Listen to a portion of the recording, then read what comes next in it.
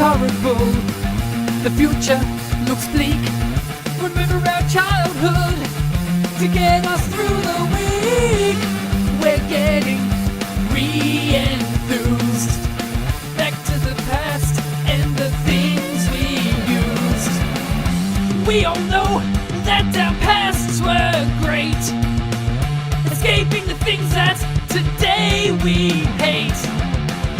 Getting re-enthused, getting re-enthused, getting re-enthused, getting re-enthused. Hello and welcome to Re-enthused. Today we are at the workbench. A quite messy workbench, but we are here, and we are here with our Sega Nomad. Now the Nomad, if you don't know, it is basically Sega's follow-up to the Game Gear, and like the Game Gear, it largely plays the same games as its kind of, if you will, parent console. For the Game Gear, that was the Master System, and for this, it's the Mega Drive. But different to the Game Gear, it actually uses the same cartridges. So this is in fact completely a Mega Drive cartridge.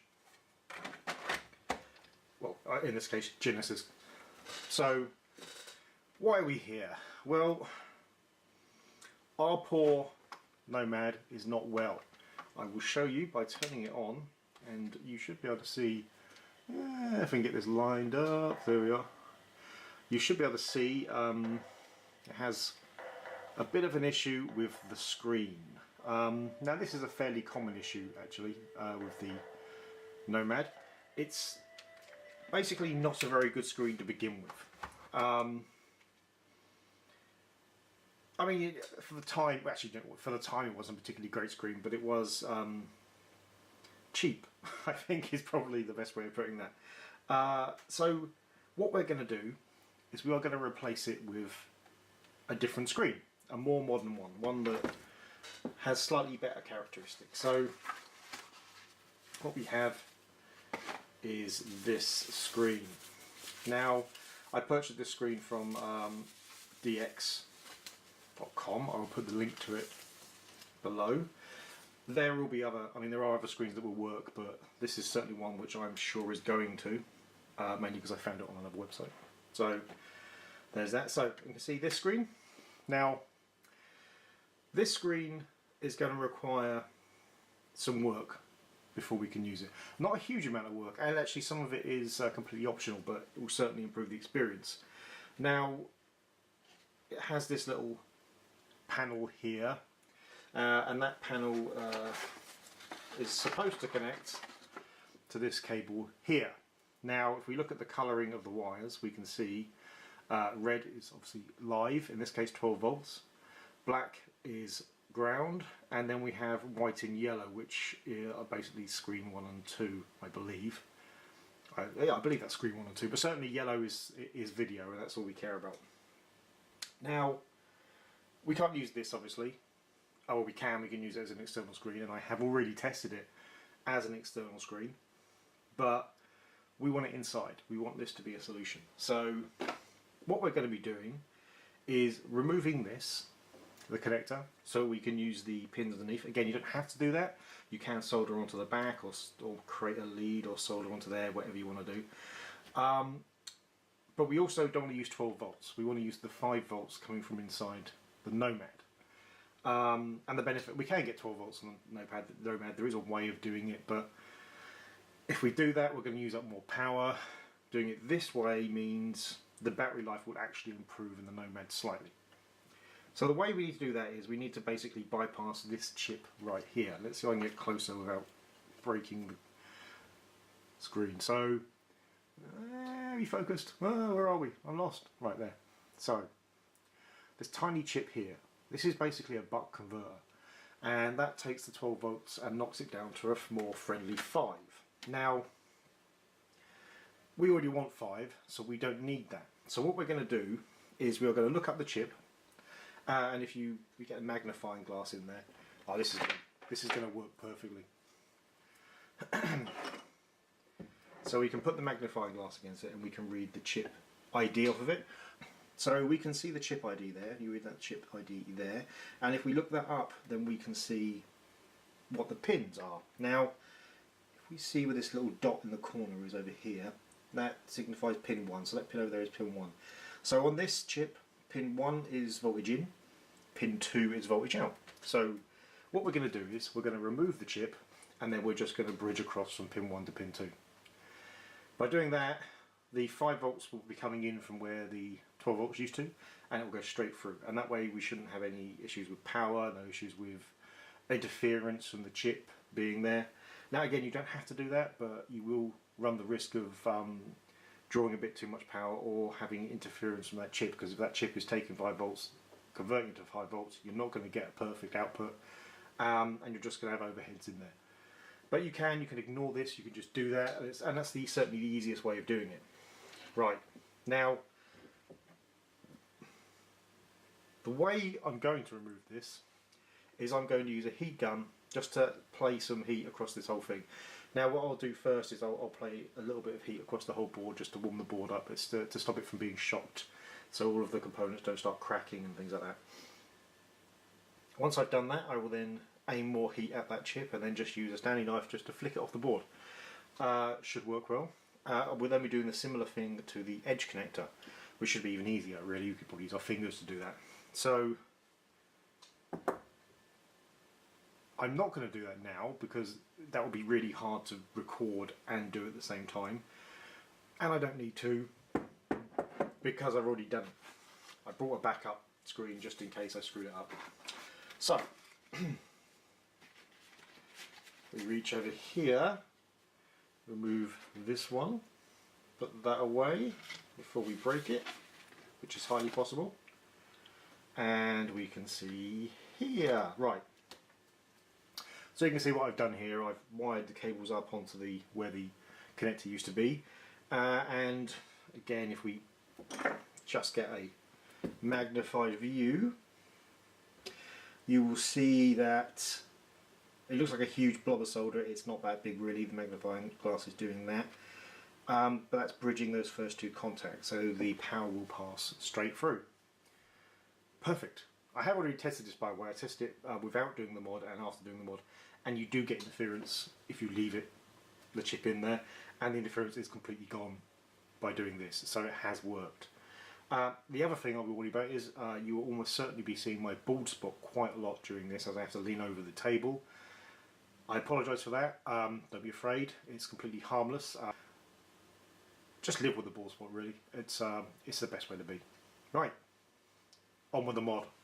Okay, so the first thing we need to do is we need to take the Nomad apart. So let's remove the cartridge. We need to remove the battery socket. The easiest and safest way of doing this, I mean you can technically pull it off, but we do risk breaking the plastic retaining clip by doing that. So I will do the obviously far safer method of sticking a Stanley knife in there and kind of wiggling it around. You know, which is way safer. So it's this little clip here. We just lift it up and then pull backwards. There we go.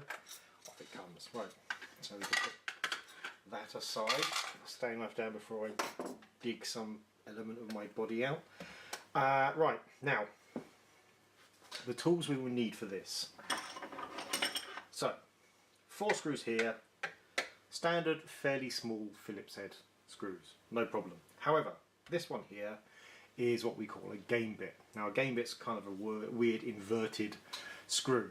You need a 4.5mm one, like this, and you want quite a thin shaft. I said that about giggling this time. Anyway, you want quite a thin shaft because it has to fit quite a long way down this hole.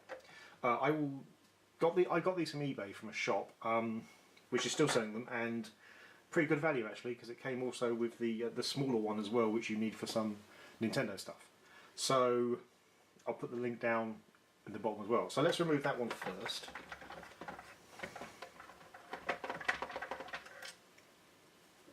There we go, that's safely over there. There we go. Really handy to have a magnetic screwdriver, by the way, because they're quite far down there.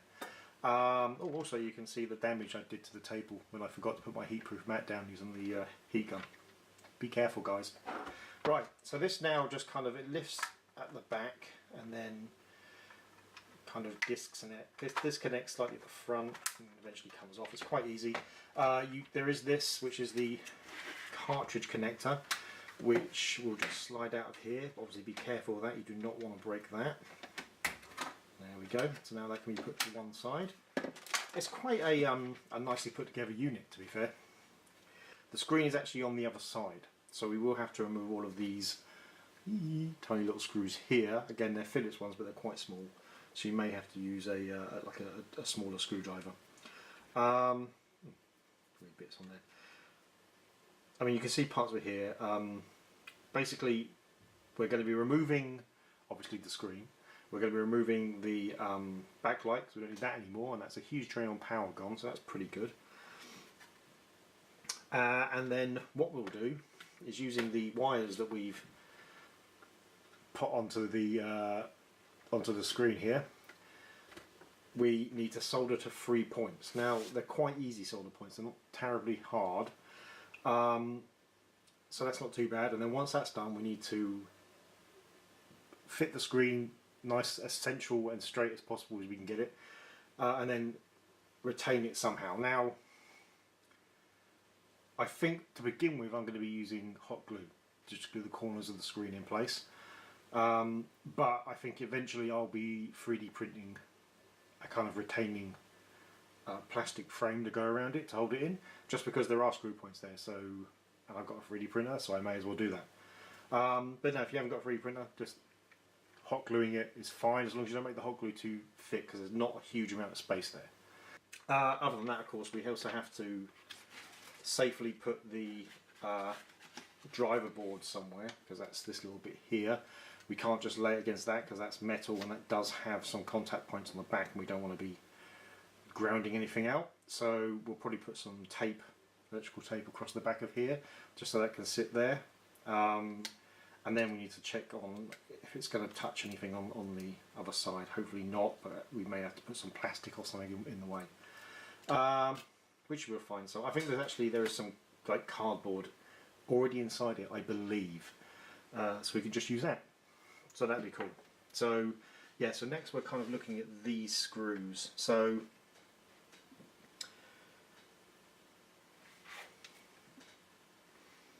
how many are there? So there's that one. We have to probably get rid of that one.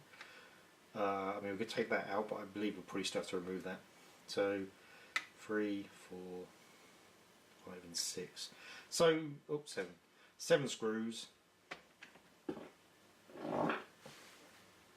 7 screws, that's not too onerous. There's been certainly done worse than that. Probably remember where they go, because some of these screws are reused, I would imagine, by the outside casing. Like that one's not got a screw in. I don't think it's missing. I think it's just used, and obviously that one as well. Okay, so I mean, I think the bigger screws are obvious. Right, so yeah, this just fits this screwdriver, and this screwdriver has quite a delicate point on it. So probably getting a slightly smaller screwdriver is a good idea. Fortunately, the screws are very different, so you can see which one's going inside. No, the hole size is quite similar, so we have to be careful to make sure that we know which is which. In fact, probably taking a picture of it is a very good idea. Yep, so we're removing all of these screws.